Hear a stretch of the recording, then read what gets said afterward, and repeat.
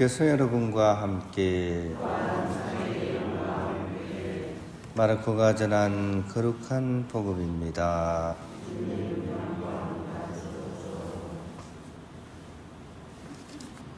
그때 요한은 이렇게 선포하였다.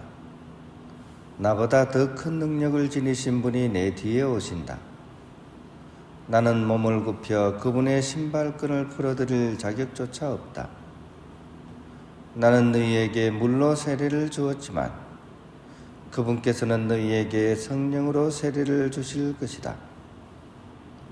그 무렵에 예수님께서 갈릴리아 나자렛에서 오시어 요르단에서 요한에게 세례를 받으셨다. 그리고 물에서 올라오신 예수님께서는 곧 하늘이 갈라지며 성령께서 비둘기처럼 당신께 내려오시는 것을 보셨다. 이어 하늘에서 소리가 들려왔다. 너는 내가 사랑하는 아들, 내 마음에 드는 아들이다. 주님의 말씀입니다. 평안을 빕니다. 바닷물이 짜죠, 그죠? 엄청 짭니다, 그죠? 근데 바닷물이 또 썩지도 않죠, 그죠? 우리 일반적으로 컵에 물 떠놓고 하면 좀 지나면 상하는데 바닷물은 상하지가 않습니다. 그 이유가 뭘까요? 소금이 섞여 있기 때문입니다. 엄청 짠데 소금이 몇 퍼센트 정도 섞여 있을까요? 바닷물이 그렇게 짠데 소금이 3% 정도 섞여 있다 그래요. 그렇게만 섞여도 엄청 짠 데다가 바다가 썩지 않습니다. 우리나라 인구의 50% 이상이 그리스도인들입니다. 개신교 포함해서 천주교 합쳐가지고 그러니까 10명 중에 5명 이상이 예수님을 믿는 그리스도인들입니다. 빛과 소금의 역할을 해야 되는 그런 사람들이죠. 그럼에도 불구하고 여전히 우리 사회는 혼란스럽고 부정부패는 끝이 없습니다. 그러니까 냉정하게 얘기하면 이 그리스도인들이 어떻습니까? 전혀 빛과 소금의 역할을 못하고 있다는 거죠. 그러므로 우리에게 그리스도인들의 기준은 좀 다르게 좀 잡아야 될 것 같습니다. 성당이나 교회에 얼마나 출석하느냐, 이것이 신자의 기준이 되어서는 안 됩니다. 오히려 말과 행동으로 정말 신자인가 하는 것이 신앙인의 기준이 되어야 되는 거죠. 성직자들도 마찬가지입니다. 이제는 평신도들이 성직자들을 걱정해야 되는 그런 수준에 다다랐습니다. 최근에 이제 또 하나의 또 가십거리가 인터넷에 지금 나왔습니다.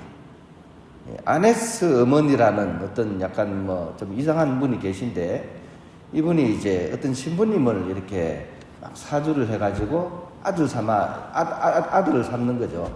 그러니까 신부에게 신모가 되는 거죠. 그래가지고 어떻게 보면 정신적으로 이제 지배를 하는 것 같아요. 그래가지고 이분이 옷을 벗고 나왔어요.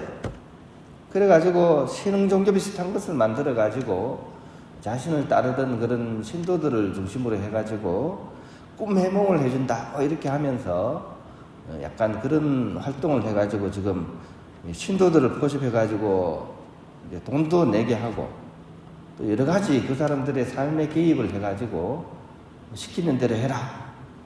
그러다가 지금 비밀리에 그렇게 했었는데 인터넷에 이제 터진 거죠, 그죠? 우리나라 1호 여성 임원이었던 어떤 아주 총기 있고 능력 있는 분이었는데 이분이 돌아가시고 나서 암에 걸려서 돌아가셨거든요.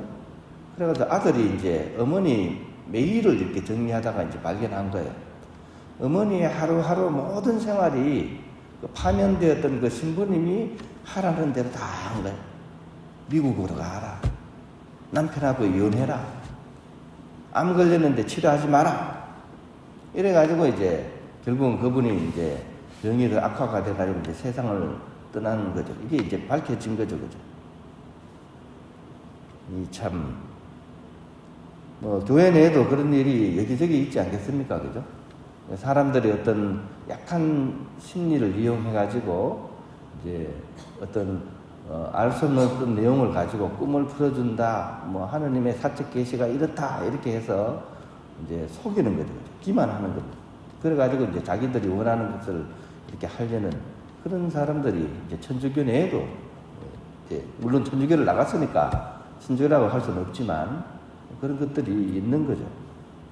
이렇게 정화는커녕 썩어만 가는 우리들을 향한 오늘 예수님의 세례축일은 어떤 의미를 지닌 걸까 하는 것이 오늘의 우리 묵상거리일 것 같습니다. 어떤 사람이 사업을 실패했습니다. 그래가지고 너무나 큰 절망에 빠져가지고 길을 걸어가다가 횡단보도 앞에 섰습니다. 그런데 맞은편에 보니까 다리가 없는 분이 거기 있는 거예요. 마침 이제 파란불이 탁 바뀌자마자 자기는 이제 천천히 걸어갔고 그분은 다리가 없으니까 양손을 짚으면서 그렇게 횡단보도를 건너왔습니다. 중간쯤에 와서 이제 마주쳤을 때 그분이 자기를 보고 활짝 웃으면서 인사했습니다. 안녕하세요. 정말 좋은 날씨입니다.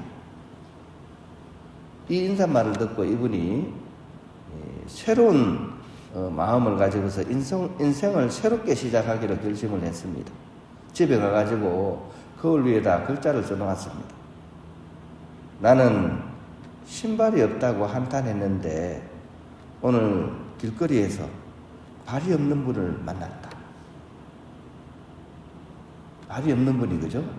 자기에게 희망을 준 거죠, 그죠?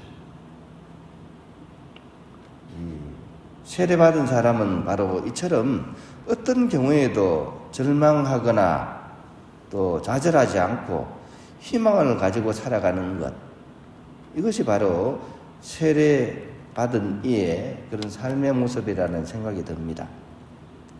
왜냐하면 세례받은 사람은 나의 힘으로 사는 것이 아니라 하느님의 뜻 안에서 살아가는 사람이기 때문입니다. 비록 다리가 없어도 그죠?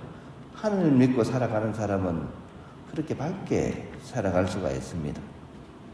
그러므로 하느님을 내 마음의 중심에 모시고 그분과 함께 살아가는 것, 또 그러면서 그 하느님 사랑에 기대어서 이웃을 사랑하며 나 자신의 부족함은 물론 우리 시대의 그런 모든 혼란과 갈등과 비인간화와 외로움 등을 치료해 나가기 위해서 자신의 자리에서 최선을 다하는 사람, 그런 사람이 바로 세례받은 사람입니다. 그런 의미에서 주님 세례축일은 주님께서 보여주시듯 우리로 하여금 다시 세례받은 그날로 돌아가라고 우리의 마음을 일깨우고 있습니다. 우리도 주님께서 세례받으신 것처럼 세례받지 않으셔도 될 분이 세례를 받은 이유는 세례받은 마음으로 살아가려는 그런 이끄심입니다.